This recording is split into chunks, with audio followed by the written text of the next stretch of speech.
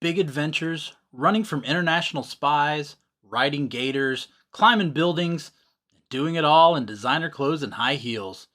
On this episode of Moving Panels, we discuss Brenda Starr. Welcome to Moving Panels, the podcast where we discuss movies and TV shows based on, inspired by, and adapted from the world of comic books. I'm your host, Laramy Wells, and joining me today through this ride through the funny pages, it's my wife, Bethany. How are you, Bethany? I'm just fine. How are you? I'm good. I'm excited about this one. I'm glad somebody is. I'm very curious to hear your thoughts. Okay. All right. So we're talking about the late 80s, early 90s movie Brenda Starr. I don't really know where to place this, and let's get into that. So in America, this movie was released on April 15th, 1992. But the movie was made in 1986. Okay, why is that? A lot of legal disputes.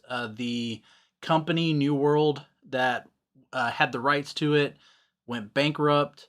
There was a lot of litigation. I didn't really get all the details about it, but it pretty much put it on the shelf. It did get an international release in 1989, which is where IMDb says that is the official year of this movie. But again, wasn't shown in theaters in the United States until 1992, so 6 years after it was actually made. Okay. So like six years. Yes. Good. So this was not the first movie per se, based off of the comic Brenda Starr Reporter. In 1945, there was a movie serial starring Joan Woodbury. 1976, there was a TV movie that starred Jill St. John. Jill St. John was actually the original American Bond girl from Diamonds Are Forever. Oh, okay. That lines up just right with this character, right? Mm-hmm. Yep. There's a connection there. That's why I mentioned it. Okay. And in 1979, they filmed a television pilot that did not get picked up that starred Sherry Jackson, and I couldn't find anything she had ever been in that I recognized. But this, of course, is based off of a comic strip, not a comic book, but a comic strip called Brenda Starr, Reporter. Not Brenda Starr Reporter, but Brenda Starr Reporter. Was it an accident? Was what an accident? Was the comma an accident? Like, eventual, like they meant for it to be a star reporter? No, I think it was just meant so it sounded like she was a star reporter. But really, she's just a plain old reporter. Yeah, apparently. Cool. Had you been familiar with the comic strip? You know, I really wasn't. I probably saw them, but not enough to be like, oh yeah, Brenda Starr.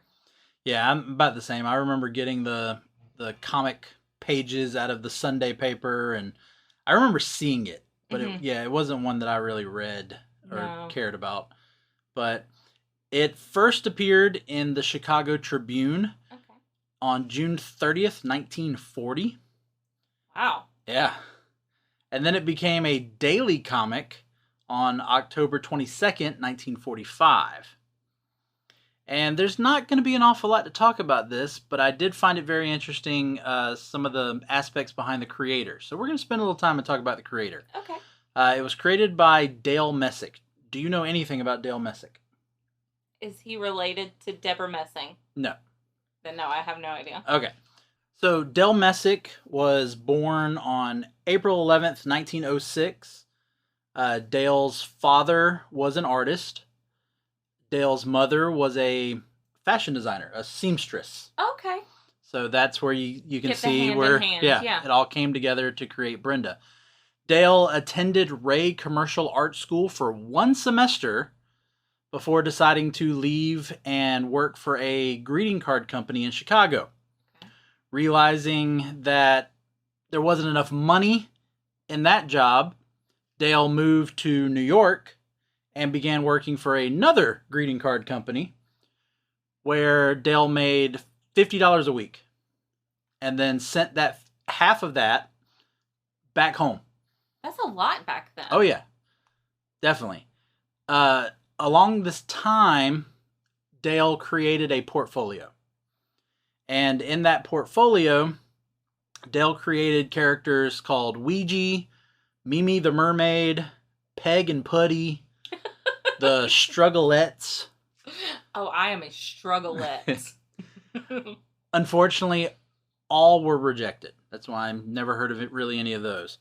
I need a shirt that says I'm the strugglette. Yeah. There we go. We'll get that made. Thank you. Get that out there. Dale really, though, believed in having a female protagonist.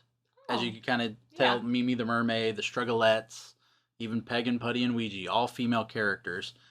And Dale's characters really displayed a diverse personalities and diverse body types. Oh, wow. And really danced a fine line between stereotypes as well as challenging those stereotypes. Okay. In fact, there were paper dolls that Dale would draw onto the bottom of the page in the comic that little girls could cut out and play with. And that included all the different characters. There was one character that was, heavy set, had paper doll. Barbie's just now started doing that. Yeah. So it was very, very much, Dale was really pushing the idea of the strong female character, and that being feminine and being courageous weren't necessarily, they were not mutually exclusive. I like that. Yeah. And a lot of people were really taken back by Dale's ability to write to pretty much every type of woman. And that's mainly because Dale was a woman. Okay. Yeah. So Dale Messick was originally born Dahlia Messick. Okay. But she changed her name because she felt that the newspaper editors were prejudiced. Oh, they were. Against female cartoonists. Of course they were. Yeah. So were you surprised to find this out?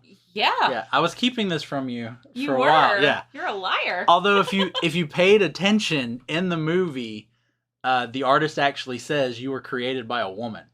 Oh, he does. Yeah. Doesn't he? Yeah. And I was wondering if you caught that or not. Yeah. There's so much.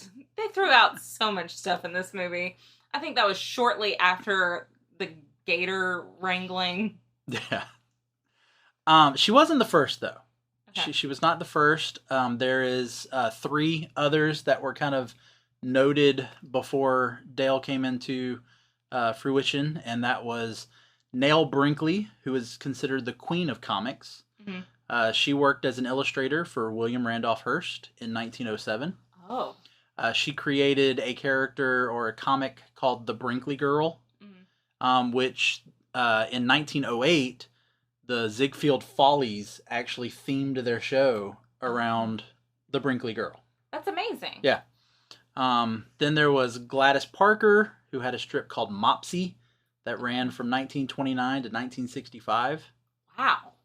And Edwina Dumm had a comic called Cap, Stubbs, and Tippy that ran from 1918 to 1966. Whoa. Yeah, and she is actually considered the first full-time female editorial cartoonist. See, some of these names are familiar. I've just recently finished listening to a podcast by Jamie Loftus. It's called ACTcast, and it's basically the backstory of Kathy Comics. Mm-hmm. So some of these names are familiar, but she did not speak about Dale Messick. That's really neat. Yeah. And again, Messick, you're talking about this comic was 1940. Mm-hmm. Messick actually would work on the comic as both the writer and the artist until 1990. Or 1980, 1980. Still. Yeah, 1980. In 1980, she retired as the artist, but she continued to write. Yeah. Then in 1982, she stepped aside as the writer. Wow. But here's the thing. It was an all-female team that took over for her. Heck yes. Yeah. So when she stepped down as the artist, it was a female artist that took over. When she stepped down as the writer, it was a female writer that took over. That's great. And Messick continued to work as a consultant all the way up until her passing in 2005 at 98 years old. Awesome. She was even, they did a like a early comics like postage stamp release, and she was the only living artist at the time. Oh wow, that's really neat. And so yeah, Brenda Starr, always written, drawn, and inked by a woman. Except for in this movie. Yeah, we'll get into that. The Brenda strip comic no longer runs. The final strip aired on January 2nd, 2011. Okay. And I believe I have that a little bit further in our notes to talk about. But yeah, that's the story of Dale Messick. Well, you know what? That really explains a lot of why I'm very torn about this character. There's a lot of good to her character. It's just this movie portrays her as so. It's very really difficult. Yeah, the movie really plays on the cartoon aspect of it. I mean, yes, I'm very torn about this movie because even though we were watching a movie that is based off of a comic strip, it felt like we were watching a movie based on a Saturday morning cartoon. Yes. Yeah, I agree with that. So let's get into the characters, and of course we got to start with Brenda herself. Brenda Starr, played by Brooke Shields. She's a very young Brooke Shields. Yeah, I mean, Brooke Shields is so fascinating to learn about. And she was, how old was she when they filmed this? When they made the movie, she was 20. Okay. How old was Timothy Dalton? We'll get into that in a little bit later. Oh, gosh. So Brenda Starr, played by Brooke Shields, the character of Brenda Starr, Dale Messick named the character after Brenda Fraser, who was a popular debutante during the Depression. Yeah. You're familiar with? Yes, vaguely. What do you know about Brenda Fraser? Not much, just that she was... Yeah, that was all I recognize the name. I didn't do a deep dive, but that's really, it was like, okay, she was like the Paris Hilton or the Kim Kardashian of the Depression. Good for her, I guess. She was famous for being rich. The simplest life. Question. Who wrote and directed this movie? Are we going to get into that? We can, yeah. Okay. Her look was modeled after Rita Hayworth. That I can see. Yeah, that's definitely the case. I mean, the red hair and the her facial structure and all that. Yeah. Definitely Rita Hayworth inspired.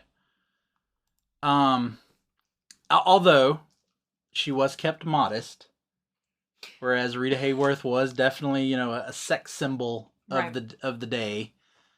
Brenda had to keep modest, and they do reference this in the movie. Whenever Messick drew any cleavage or even a navel, which is what they reference in the movie, the newspaper would erase it. They would flat out get rid of it. How do you get rid of boobs? Well, they got rid of the cleavage. Okay, but how? So they just erased that line, and yes, you just see skin. And so it's just weird. Yeah, it probably just seemed like she had way more chest than she did. She was nothing but neck. Yeah. But here's another thing about Messick. Messick was actually banned in Boston. Boston newspapers banned her because she drew Brenda smoking a cigar. Nice. Yeah. The cigar was polka dot, by the way. Did it match your outfit? I didn't see the panel. I don't know if it did or not. This is so ridiculous. 1940s. I know. Brenda was originally pitched as just a girl bandit. But the Chicago editor didn't really like that idea. Yeah. And it was actually his assistant, another woman. Get it. Who suggested making her a reporter. Because that way she would have a more feminine job, but she could travel. Right. And she could still have her adventures while she was investigating. And still get into the trouble without actually being part of the trouble. Yes. So it kind of falls into that, like, Hayes area code type censorship where it's it was like around that you time. Can, it's like a little at the end of it, but yeah. But it's that idea of like, well, you can't say the word pregnant in a movie, and people have to get married, and you can't have a sad ending, or people, like famous plays had to be completely rewritten because they didn't fall in line with the Hays Code. And it kind of reminds me of that, of like, well, she can't be a bad guy if she's our star. Yeah. How'd you think Brooke Shields did as Brenda Starr? Like, take aside the writing, because we'll get into all of that. Just because Brooke Shields has said this is one of her favorite roles of all time. Really? Yeah. She has said that in an interview. She said that the movie had, suffered because of its release. I mean, you already had movies like Batman and Dick Tracy. Even though these movies were made before them. Yeah. They came out first. Yeah. The Rocketeer had just come out. So you already had all these comic book movies coming out. Brenda Starr kind of fell flat because of that. But Brooke Shields actually really enjoyed doing this and really enjoyed playing Brenda. I think that this would be a fun movie to be in because it kind of has that feel of just like a slapstick comedy from the 60s where it's just a bunch of chaos constantly happening. It's like set up a scene and then let's have some chaos occur. Yeah. And then the star will come out triumphant, and then they'll move on to a new scene where there will be different chaos. Yeah. And then the star will come out triumphant. Yeah. Kind of like It's a Mad, Mad, Mad, Mad World. Well, I was thinking of like the Road 2 movies. Yeah. Yeah. Those. It had that feel, which seems like it would be a fun thing to be a part of. And it seemed like, for the most part, all of the actors in that movie knew what movie they were in. Oh, yeah. And, like, none of them were taking it too seriously. They were enjoying it. They were doing their job. I don't know. She's fine in it. I wouldn't say it's her best role. No, I'm just saying she enjoys it. That's you know what, Brooke? You do you. All right, well, let's talk about the only other character. Well, there's one other, but really the only other character in this movie that is from the comic, and that's Basil St. John, or as Bethany referred to him, Tuxedo Mask. Yeah. All my Sailor Moon fans out there. Played by Timothy Dalton, who was actually James Bond at this same time in the movies. And he was how old when this movie was filmed? We'll get to that. We will get to that. And again, like I said, he had just been in The Rocketeer, which was very similar. It's that old period piece set in the 30s, 40s. Although he was the villain in that one. In this one, he's the love interest to the hero. Although he feels like a villain. Like every movie because he's in all Instinct, black. But even the way he looks, everything he does is so secretive. That weird the weird thing with the flower where like I need the essence of this flower or it will turn me mad before my time. Yeah. What does that mean? Yeah, so let's get into the character. So Basil St. John first appeared in September of 1945. Okay. And it's done very similar to the way it's done in the movie. He first appears in Brenda's dream. So just like Tuxedo Mask. So Brenda dreams about Basil, although doesn't know who he is. He's the mystery man. And then she wakes up and he's in her bedroom wearing the red line cape and the black eye patch, just like he was in the dream. Although she doesn't wake up and find him in the hospital room, which is where she dreams about him in the movie. And then he just shows up in another strip just out of the blue to save her from a fire. Saves her from a fire, then just disappears. Yeah. This really does remind me of Sailor Moon. I didn't watch Sailor Moon. Honestly, when I read that part about the fire and just showing up fire rescue and then disappearing, it reminded me of Angel and Buffy. Yeah, but this is like, okay. It's Sailor Moon. Okay. Everybody go home, go watch Sailor Moon after you're done listening to this and tell me that it's not the same thing. All right. But in the comics, he is obsessed with the black orchid, the black orchid, and it's for the same reason. Slightly different. In the comic, he needs it for a serum that will actually keep him alive. That makes more sense than it will make him go mad before his time. Yeah. When is his time to go mad, Laramy? Yeah. It's going to happen too early.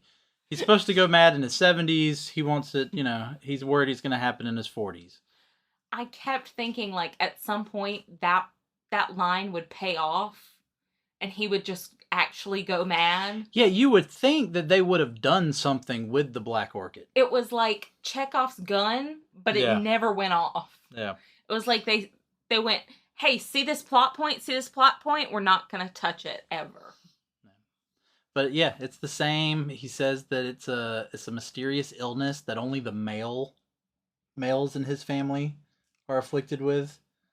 But the thing is, the reason I guess they used him for the movie is he was one of the more successful, I guess you would say, love interest of Brenda in the comics. Brenda had several. Good for her. In fact, later in the comics, they would later marry and have a child. But the stories that involved Basil, whatever you want to say, they take place in exotic locations. So it always had a way to get her out of the city. Mm-hmm. I mean, because where else are black orchids going to grow but in exotic locations? And they were some of the better stories that Messick wrote, were the ones that featured Basil St. John. It's a dumb character. So let's get into the characters that are in this just for the movie. Well, let me talk about the one last one that actually is from the comic, and that is her boss, Francis Liveright, played by Charles Durning in the movie. He is from the comics, but I mean, that's about all I can tell you, because there's not much to his character. There's not much to him in the movie either. That's what I'm saying. But let's talk about the other kind of two main characters created just for the movie, and that first one is Mike Randall, who is the artist, the cartoonist of Brenda Starr, played by Tony Peck, who is the son of Gregory Peck. He looks like him. He does favor his father. He's got a lot of similar mannerisms. Yeah, even though he's blonde and his dad had more of that darker look to him. Tony Peck even at once was married to Cheryl Tiegs, famous model around that time.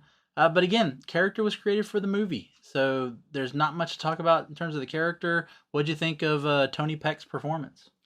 I kind of like him. I'm a fan of Gregory Peck, and like I said, he had very similar mannerisms. There were just little things that he did, and it was just cute. Like, it was one of those things where he was another actor in this movie that knew what movie he was in. He was here to have fun. Like, you made the comment when he's just carrying around the road sign. Yeah, he just carried that sign around forever. Yeah. For no reason. And I'm sure it was like a director's choice, but he like owned it. Like, he even started talking to it. Mm-hmm. He's got this like charming... Gregory Peck would do the same thing, where if he was in a comedy, he would have these little mannerisms where it was like, this is just for me. I'm doing this for me. And if you find it funny, that's great, but this is for me. See, I have a hard time picturing Gregory Peck in comedies. I always think of him being Atticus Finch. Well, yeah. I mean, that's the most famous thing, but like Roman Holiday. There's this... And then Cape Fear. I mean, so I always go... like, think of Roman Holiday specifically. I can't think of any other comedies off the top of my head. But he was kind of like Cary Grant, too. Yeah. Just that, like, swagger, where he was always the coolest man in the room. And it's like, Tony Peck, mm-hmm. He inherited that a little bit. Yeah, no, I liked his kind of comedic ability. I thought it fit, especially him being the fish out of water. Yeah. In the story.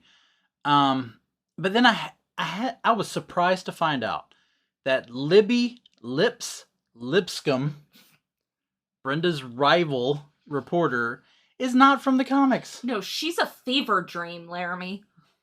She's ridiculous.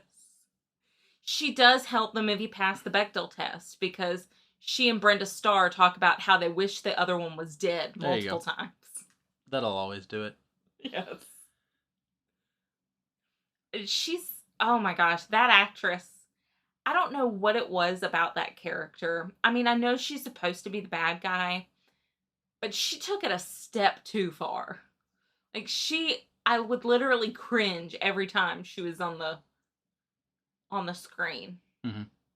She just She played a good bad guy. she was so obnoxious. I mean, if you got to have a bad guy, she played Like, a good bad guy. I get female rivalry or whatever, especially during the 80s. People wanted to push the idea of, there are two women in the same job. They got to fight each other because there's not enough room for more than one woman. And clearly that's the woman's fault. So they got to fight each other, as opposed to, hey, let's make more space for women. Let's pit these two women against each other. So they played that dynamic very well. But I mean, she wanted to murder Brenda. Yeah. Like, she didn't just want her to fail. She wanted her to die. Yeah. I know this because she said so several times, and she shot at her. Oh yeah, it was crazy. Very crazy that two rival reporters, one wants the other one dead. Yeah. Not even, like I said, not even wants her to fail. Nope, dead. Dead. Dead. I could murder that woman, is what she says. It's a direct quote. Dead. Hello, movie viewers and fellow movie lovers. My name is Tim Williams, and I'm the creator and host of Movie Views Presents the 80s Flick Flashback Podcast. See, I love the 80s, and I have a great appreciation and nostalgic passion for the classic 80s flicks that birthed my love for movies and ultimately helped shape my childhood. On each episode, I'll discuss, with a special guest co-host of course, a different film from the 1980s. We'll share memories, favorite characters, iconic scenes, and even share some behind-the-scenes stories along the way. We'll discuss famous blockbusters like Raiders of the Lost Ark, Coming to America, Ghostbusters, Dirty Dancing, Top Gun, Die Hard, and many, many more. As well as some other cult classics and even lesser-known flicks we discovered on cable TV or the now-defunct video rental stores. Remember those? No matter what 80s flick we choose to talk about, we'll always have a good time, so come and check us out.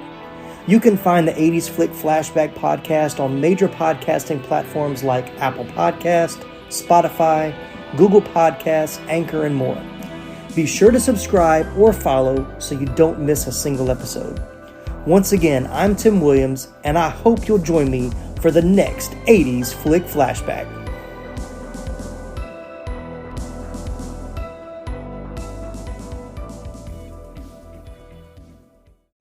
All right, let's get into the moving panels, and there's not much to talk about here because they took characters.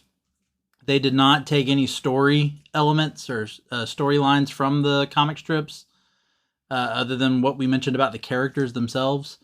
So let's kind of just talk about how the movie kind of was played out. So first off, there's the framing device that was used. The idea that you have an artist who is drawing the Brenda Starr comic, and he's tired of doing, what was he tired of? Like just doing the same things over and over again? I think he thought he was above it. Yeah. He was a better artist. He wanted to be an architect. Mm-hmm. He wanted to be an architect. He didn't want to be drawing these dumb comics. And so he was mad that he had to draw these dumb comics, and she got fed up and walked away. Because apparently he had been the cartoonist for a few months at that point, and Brenda gets upset that, he doesn't like doing it, and so she decides to quit the comic, which I don't quite understand how that worked, because if she's still going about her adventure and whatnot, because the adventure he was drawing was still happening. She continued. So I didn't quite get what it meant by she quit. And then I also loved how he was like, well, I'll just draw her back in, but he didn't. Yeah. Well, he draws himself. Yeah. And I don't know why he thought that would work, but of course it does. But here's my question. Did the movie benefit from having this framing device, having the cartoonist be sucked into the comic? No. Like, did it serve a purpose? No. Because you would think, like, he would have been able to do something He didn't. while he was in there. Like, if he drew something, it would come to life, or... No, it was completely pointless. Now, don't get me wrong. I preferred his character over Basil. But at the same time, it was like, why? Yeah. Now, that was my question. Why did they need to do this? And then my other question was, knowing that Brenda was, created by a woman, was always drawn by a woman. Why could it not have been a female character? My only thing about that is they needed to set up the love triangle. Why? She didn't end up with either one of them. Like, both of the love stories were completely pointless. Yeah, I agree. There was no depth to either one of them. No, she's just pretty, and so they liked her. End of story. Yeah. No, that was exactly it. So let's get into what you've been chomping at the bit to talk about. Uh-huh. So Brenda and Basil, Mm-hmm. which is really the only connection there is to the comic strip, is the two of them. Again, the dream, the orchid, the exotic locations. That was really the only connection. Like I said, they did marry, but it wasn't until the 70s, 1976. Although, I was waiting to tell you this. They divorced because Brenda found out that he had a child with another woman, this like talk show host character that they created. Okay. Yeah. I guess she got sick and tired of drawing Tuxedo Mask and just sent him on his way. I don't know. Do they ever explain why he only has one eye? Not that I found, no. Cool. Yeah. It gets better. Oh, So, no. in the final strip, Brenda's at again, January 2nd, so there was this, New Year's party going on at the newspaper, and Brenda is retiring from the newspaper. She's deciding to leave. She says goodbye to everyone. And as she is leaving, she receives a box that contains a black orchid, and then there's a card with the initials BSJ. His initials are BS. Yeah. Well, J. yes. Basil St. John. Good. That's pointless. Great. Thank you. So again, 1976, they marry. They later divorced. I think it was only a couple of years later. I didn't put the date here because he had an affair, is what you, I guess, would assume. But then in 2011, when she's leaving, the final bit is, oh, but here's the love of her life. Is he? I'm just saying, that's the way. Is he though? It's the way it played out in the comics. It shouldn't. Look, I think we have reached a point in 2021 where we realize that a love story is not necessary to a female audience. True. I enjoy honestly, there are many movies where I watch them now and go, this love story makes no sense. Yes. Why is this here? Yes. Wonder Woman 1984. Yep. Okay. That one. Another episode. There you go. Check. Keep going. I just hate, especially movies from the 80s, where they feel like, well, this is a female-led movie, so we have to shoe in a love story. And that becomes the primary focus, but it doesn't make any sense. And the red herring that they're chasing also doesn't make any sense. Howard the Duck. There's another one. That'll be a... Don't you dare make me watch Howard the Duck for this podcast, Laramy. We shall see. No. You find somebody else. You get a girlfriend and you record it with her. I refuse. All right, so continuing on with the relationship thing, since you already are upset about the relationship stuff, let's get to the other thing you wanted to talk about. Mm-hmm. Brooke Shields and Timothy Dalton. So how old was Timothy Dalton? Let's remind our listeners, how old was Brooke Shields? At the time of recording, she was either 19 or 20. She was 20 in 1986, which is when the movie was finished. Whether it started in 85 or they did some filming in 85, I don't know. But she was 20 in 1986. How old was Timothy Dalton? He was 39. He was twice her age, is what you're saying? Almost, yes. There was almost a 20-year age difference between the two. Gross. Well, Why? and there was a 9-year age difference between Brooke Shields and Tony Peck. That doesn't bother me as much. Like, a 9-year-old is not going to give birth to a child, typically. But a 20-year-old can have babies. He could have been her daddy. Yes. I could have chosen a better word. Yeah. But it's grown. Like, can we please just not... Like, why do male actors get to keep acting forever, and yet a female actor expires when she turns 35? I don't know. But the thing is, even without knowing their age difference, you can tell. It's creepy. She is so baby-faced, and then he, clearly has some age on his face. And I mean, the history with her, it's already so sketchy. She had such... I mean, I don't want to go into... Shields, yes, Brenda Brooke Starr, Shields. Yeah. Her history of how she got into acting, her first acting roles, you should really look into them if you're not familiar. Like Blue Lagoon. Blue Lagoon, what's that movie where Pretty Baby?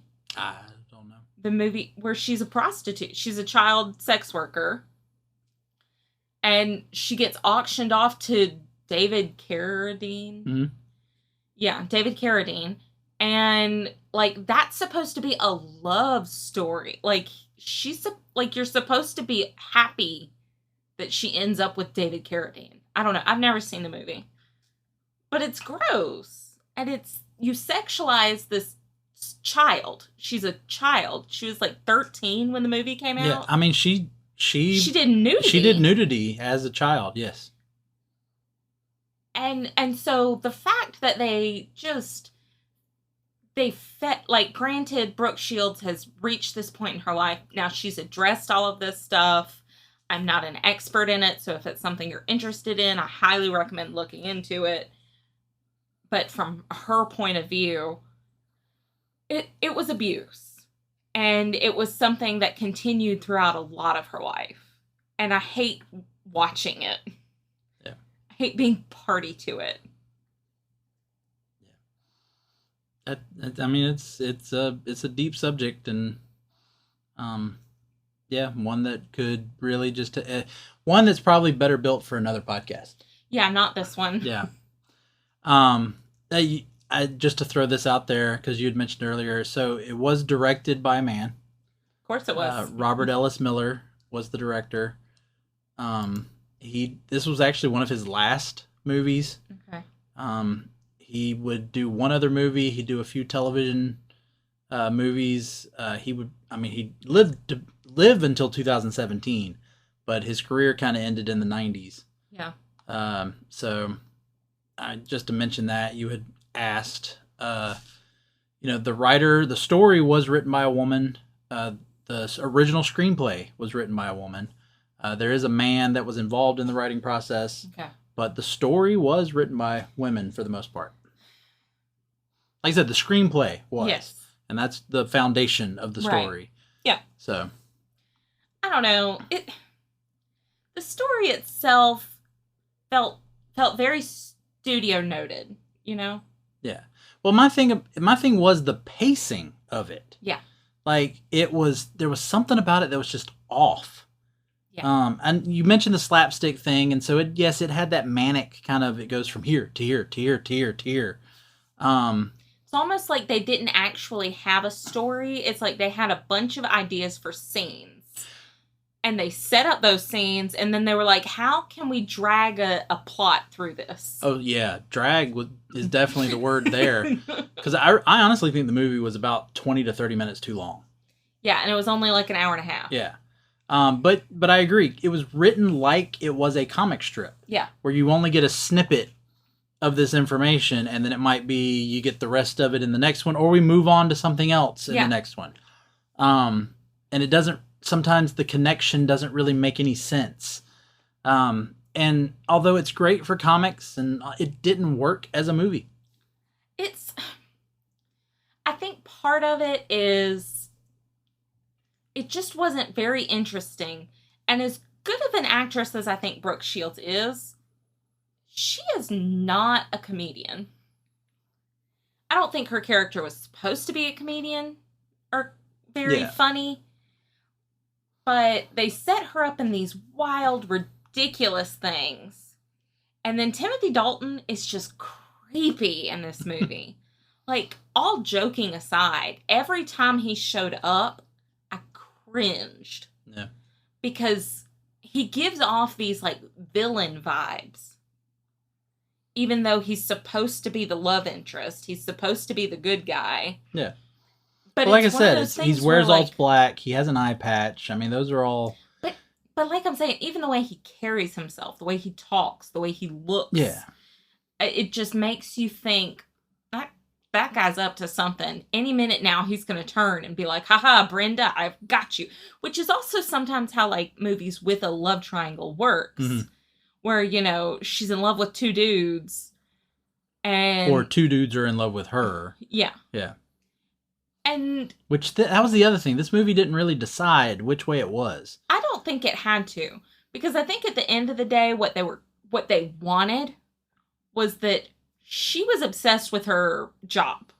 Mm-hmm. She was obsessed with being a reporter. Yes, which brings back that whole writing the female character. Yes. And that was something I really did enjoy about the movie, was that Brenda was very capable. Like, she got in there, she did stuff, she was interested in what she was doing.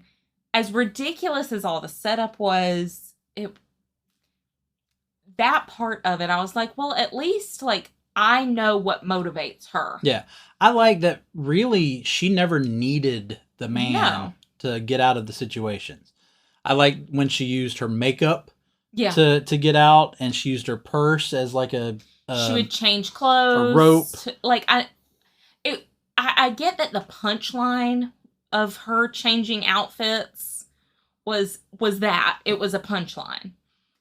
But at the same time, it was like, oh, I'm in this situation. This isn't going to work. If I change clothes, I can do this. Or, oh, I got to get away from these people. I need to change clothes. And it... Yeah. But so, again, she never needed... It was that idea that, what you had said earlier, femininity and courageousness and, you know, cunning go hand in hand. Yeah. They don't have to be mutually exclusive. Yeah. Yeah. So... Let's kind of wrap that up because we're already kind of leaning into our final decision. But let's kind of wrap that up with, so what is your thoughts of Brenda Starr being a female role model? Again, looking at the fact that she came out in the 40s. Yeah. And she existed up until only 10 years ago. I think the character, like, if you were to strip away a lot of this movie, and I'm talking strip away, you know... Riding PJ gators Mask and switch PJ Mask. Can you tell we have small children? Yeah. Tuxedo Mask. Still not right, but whatever. Yeah. If you strip away Timothy Dalton, you strip away all the men, you even strip away the Lipscomb lady. She has a drive. Like, she goes in there, she knows what she stands for. You know what her motivation is from beginning to end, and it has nothing to do with the men that are after her. Mm. Like, if you took away the romantic storyline, you would have the exact same plot. Yeah. As weak as that plot was, it would still, honestly, it would probably make more sense. Because it wasn't so convoluted. But, I mean... But she was after the story. She wanted to find out about this MacGuffin. Yeah. Of this mystery fuel that would put an end to the use of fossil fuels. And it would get people to the moon, and then there was the weird thing about using a magnifying glass at the moon in order to burn the... Yeah. That's not we have how Harry that S. Truman. That's... No. Anyway... Oh, that's what they thought probably back then. Again, this is where a lot of sci-fi comes from, is around that time. So I kind of like the tie-in there. It's funny, but it's silly. But so is a lot of this movie. So, I mean, do you have anything else? I'm just saying the same thing. Yeah. So I agree with all of that. I kind of wanted to end this by telling you this. There was someone who said this. I didn't figure out who said it, but they were saying this about Dale Messick. Dale Messick fought her way to the top of a man's profession by creating a woman who fought her way to the top of a man's profession. She did. And I think that's great. I think she's a character that is very much of her time. But I also don't think that's necessarily a bad thing. Yeah. I also don't think there's necessarily a bad thing with being, interested in the way you look. But she also shows that she's incredibly capable. Like, she's so capable that her colleagues want to murder her dead. Well, and that's, I can't, being the Superman fan, I can't help but think there's a connection with Lois Lane there. Yeah. I mean, take Superman out of it. Lois is still going to put herself in danger. She is. Lois is still going to go after the story no matter what. Lois is a good writer without Superman. Yeah, that's what I'm saying. Like, she's good at her job, and also Superman is there. Mm-hmm. Like, if it was a book about Lois Lane, it would also be very interesting. Yeah. It's just there's also Superman there. Well, they did have that. They just unfortunately called it Superman's girlfriend, Lois Lane. Great. Yeah.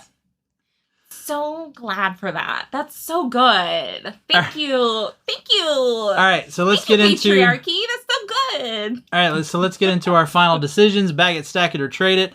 I think this is going to be pretty obvious, but go ahead, Bethany. How do you place it? I'm going to trade it just like Brenda did with all of her clothing throughout the entire movie.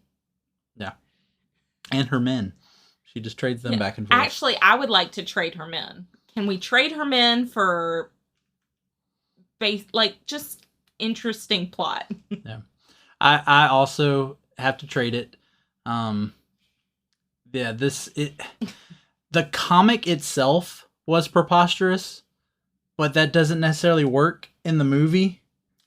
I mean, yeah, in the comic, she was chased by spies and she fought sharks. And there's one part that I read about her fighting off like a giant squid. And so, yeah, but that works in a small, 5-6 panels. You read it and you go, huh, that entertained me. Next. Family circus, please. But when you're watching it for an hour and a half, it doesn't work. And then I also have to question, who is this movie for? Not me. Because it's too silly and too goofy to really be for an adult. But then Mike curses and even tries to get Brenda to curse. And it's not like little curse word. Like it's a major curse word. Does he even drop the F-bomb? I don't think they dropped the F-bomb. It would be rated R if they did, but it's cursing that would not be in a kids movie. No. And so who is even this for movie the 80s. for? Yeah. So who is this movie for? I did not get it. So yeah, that's how we feel. So there you go. There's a Brenda Starr. Hey, look, if you can maybe somehow watch it online or watch it on, television, find it on television. I'd be surprised if you could. And you're just bored. Maybe just watch it so you can see what we're talking about, but don't go out of your way. Do not go out of your way. I tell you what, we're related to half the listeners. Just come on over.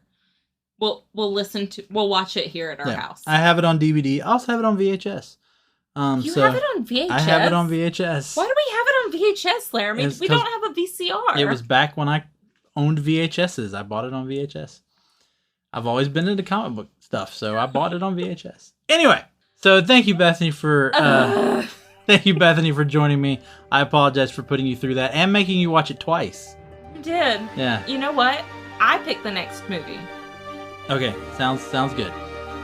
All right, thanks everybody. Please go to Apple and review the show and get our numbers up and help get this show out there. Rate us and review us, please.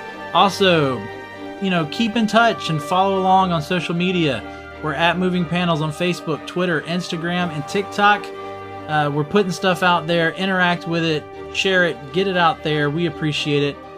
But as for today, this is Moving Panels, and I'm Laramy Wells, and I'll see you on the other side of the page. We have a VHS.